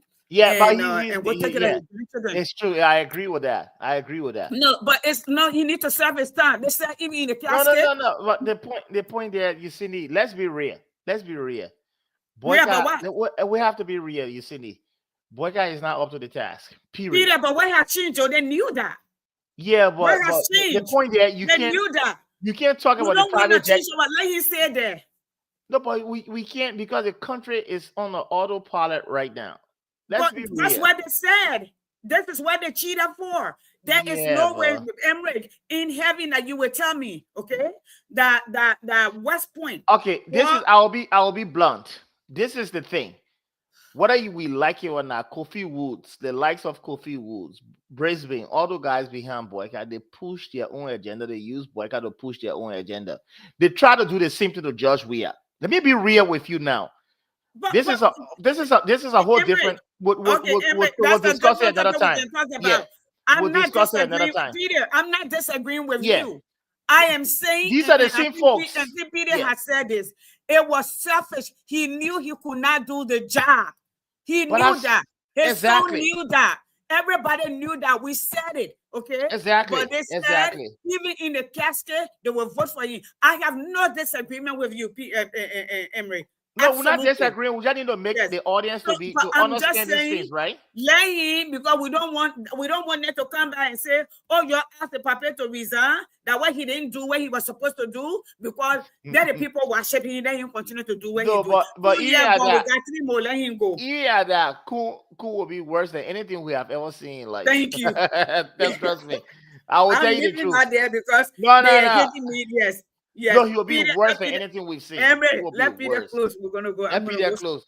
We'll talk. I'll make a post about Kun again. My cousins for name I can't do get vest. You better leave your brother alone. I beg you, man. Yes, Peter talk, because they think I'm gonna make a post. Most of the Nima people can see. I can tell you no joke. Kun needs to lose some weight in his tongue. Peter. All right. So here's the thing, right? Yasendi, you often talk about how when you voice your opinion and exercise your constitutional right to speak, and you speak based on education and facts, people come and insult someone's mothers, someone's wife, someone's grandmother, and they think because this person is in Liberia making, I don't know, $6,000 a month, it's okay for them to do that. I don't even know what that money is. $6,000. You pay me $6,000 a month, I'm going to find a new job. But that's a different conversation on a different day. You always talk about that. These people are bullies, Yasendi. Oh, Yasendi. These people are bullies. Yes, Peter. We need to stop being polite to bullies. So when they come and say you need to find a new job or whatever, I beg you to just tag me. Like, cussing is not for one person. You need to understand, you need to stop being nice to bullies. Bullies do not take. If they were people who understand introspection, they wouldn't bully people in the first place. Right. These are bullies. And I call them conversational terrorists. I need to say something on that. Yes, Andy. Stop allowing these bullies, and you don't need to go back and forth with them. You don't. You inbox it. Excuse me. You inbox and let someone take care of them. These people are bullies. Transfer it to me. Yeah, transfer it to me. Sometimes I'm bored. They're bullies. You need to let them know. Let them I don't know why we're doing you two. Oh my God. They think that they have some monopoly on disrespecting someone's mother. And then when you disrespect their mother, it's like, how do you talk to a woman like that? You just disrespected someone's mom. They talk about Boyka's wife. Well, there are other people's wives who are dying right now in Liberia because you're wasting money on her going to places. How is she better? How is she better? But a woman can go and give birth and die and giving childbirth, but you can get flown out to Saudi Arabia, or you can get flown out to Ghana for what? For some illiterate woman that adds nothing to the country? How is she better than anybody? She better than my mom? This is how you start wars. Listen, these people need to get what they got coming. And we need to understand that the fight needs to be for real. And anyway, that's number one. Number two, you talking about Kofi Woods and what vision is he implementing? And Darius Dillon, that's another uneducated high school, wartime school dropout. Okay? You want to beat on the labor minister. Let's beat on him, all right? You literally serve on the president. You supported a guy who couldn't tell you how the economy functions. He couldn't tell you an economic plan. You supported that guy, and you berated other people who were trying to lead the country, and you colluded with other people to destroy them. Darius Dillon, you literally need to shut up. You're destroying the lives of people's children. That stuff will come on your doorstep. You need to shut up because you created this. And that's why I agree with you, Yasendi. I understand what you're saying, Emmerich. He's not up for the task. But no, the Pape is a pretender. Nobody's using him. He likes the spoil of what he's getting. He likes that. So if you're going to get the spoil, you're going to get the consequences that come with that. Okay, you want to wear $800 shoes based on the Liberian people tab? Okay, wear the shoes. But guess what? We're going to big drum behind you until your pacemaker. But Peter, if I never wore even $1,000 shoes, right, my whole life, I'll be embarrassed. And I will say again, I will be so embarrassed to wear it later on. Unless I made my money in my private life. Emmerich. I can't. Emmerich, a few weeks ago, probably over a couple of months ago, I said this. Emmerich, I'm at the age, I don't need to wear designer. If I would look stupid if I was to, every penny I got is going to go to my kids. Why would you even want that? I asked that before. Why would Boyka want to wear $800? If someone brought an $800 shoe to me, I'd be like, for what thing? What do I need that for? But this is the point, right? If that's your lifestyle, this is my point. If that's your lifestyle that your job supported personally, supported you, I don't have a problem with it. And that's just me, right? Peter, you can drive the best of cars. Once you can afford it, right? In your personal life, in your professional life, you can afford it. That's okay.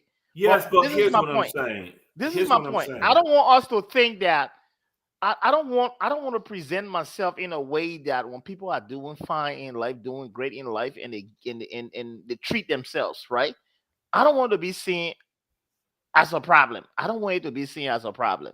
Okay, so let me clean up what I'm saying. That's not what I'm saying. Okay. I'm saying you are the father of the country. That should not be a priority. I would literally walk so my kids can ride in the car. That's what agree. A father does. No, I agree. I'm saying you act like a father. No, but leaders eat last. They're where it's from. Leaders eat last. I agree with that. And the point I'm making about Joseph Boyka is he is not a leader. He's not a grandfather. I'm saying as a dad, I want my kids to wear the $800 shoes. Not me. Peter, I will say again, I want to be clear, right? If this is a lifestyle that you can afford, for me, some people work in life and they want to have all of the things they want to have. Whether they have children, they support their children to have those things. They support themselves to have those things. But Emmerich, you're missing my point. It's not about the price of the shoes. It is the fact that there are kids sitting on the floor in schools. It is the fact that we have no hospital, we have no medication at the hospital. So you're literally saying, if that's your lifestyle, wear the Gucci belt. Why your kids? But I understand where you're coming from. Let me land on this, Emmerich. Let me land. Why your kids is sitting there in dirty diapers. That's the equivalent, right? Because I'm saying the country, even if that's what you're used to, if those are your kids and they're suffering, I understand where you're coming from. I understand where you're coming from. Instead of you can prioritize them as a leader. Absolutely, what I'm coming from. No, but I understand where you're coming from. What he's wearing. Yeah, I understand where you're coming from. Now you made it clear you can prioritize them. You see, leadership is humility, right? You got to be very, very humble. And apart from that, you got to have empathy, right? Once I see that a kid, or I go to a school and see that they are sitting on the floor, I'm not going to spend $1,000 on shoes when I can redirect it to their well-being. And I understand. So let me jump in again. Yeah. So Joseph Boyka was asked by BBC, by some African lady was interviewing him just last week. You can relate to the people, right? It's something to that effect. And he goes, right. There is nobody more to the people. So you don't have to go and see kids sitting on the floor. The man's a con man, is the point I'm making. He's a con man, and we need to not sugarcoat that. He's not a good human being. If that was a grandfather, I would not leave my grandkids with him. I will not leave my kids with him because I don't trust what he would do to them.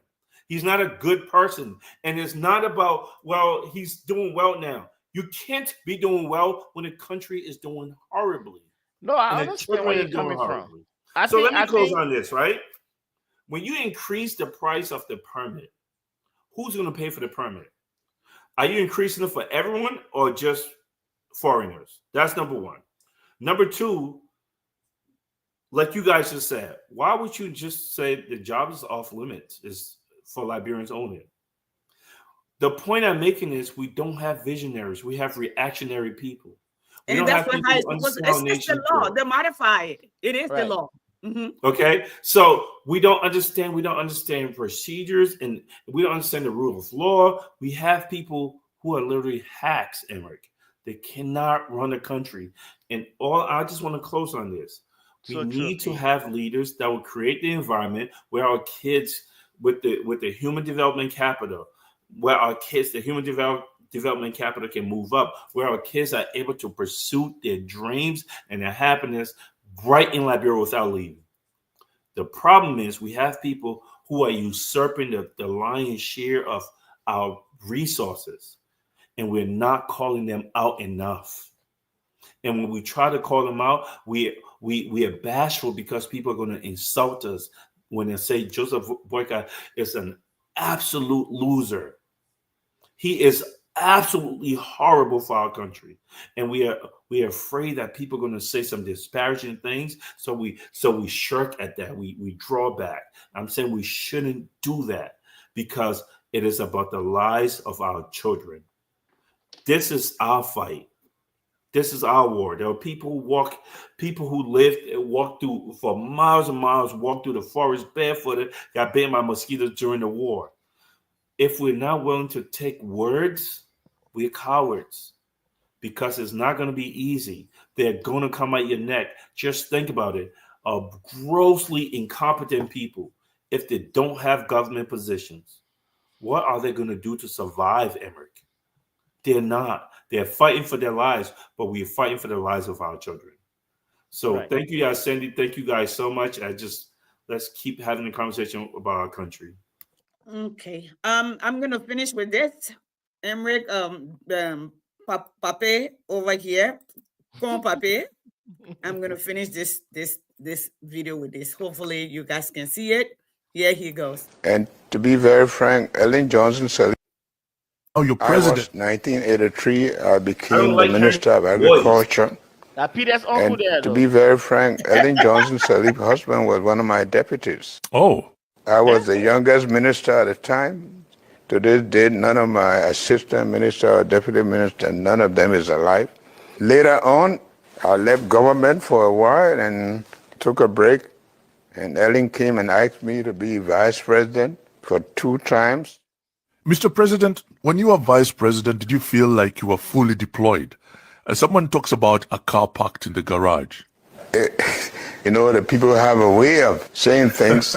As vice president, our constitution says You preside over the Senate without a vote. You also assist the president.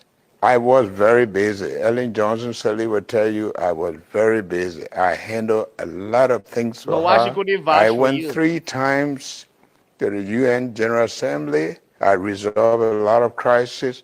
So I wasn't a park car. Y'all hear that? Yeah, you know the Right? the You resolve what crisis that may resolve? Y'all said Yeah, I no, hear his Peter, voice makes me want to throw up. Peter, just stop. Remember how Liberian people were running around and say he was a park car, he could not do this, he could not do that. He said he was fully deployed. He was in the know. So the papa is like he moved with the wind. But that's why Coon doesn't want to be a park car, so he's just taking pictures all around the place. He's doing window shopping off a yellow machine. Now he's a procurement officer instead of being a vice president. You know, it's I'm sorry to say, and people say they think you're jealous, you're hating. No, you're not jealous. I will tell him. It does not make sense. You are the second to the last person in the room. Why are you? That's not the way you do procurement. That's not the way you run the nation. That's not even the way you run procurement. You can sit right from your office from home and do procurement. We're talking about someone with the experience, someone who knows this country. We're not talking about bringing a surprise package to Liberia. Right there. Somebody tested, somebody who's known. Yeah. And why should we sit down and allow our country to just go into the hands of the wrong people? He just knows to simply because you come to Monrovia and people see you. He's a con do man. You know the people of country what they think? Do you know what they need? Can you speak to them? We can sit here and let our country go down. So Peter and Emmerich, this is why I said he needs to stay in his position. So tomorrow can't come and they say because they force him out, he had things lined up to finish. This is what we voted for. This is what we have. This is what it's going to be. In that light, I'm going to say to you two gentlemen, thank you so much for adding your voices tonight. Folks, next time, join us. We're building back the platform. You know, we were off for a moment. Yes, so I'm going to say good night. Good night, Emmerich. Thank you so much for coming. Good night, Peter. God bless. Thank you, Cindy. Okay. Bye. Bye-bye. There we go.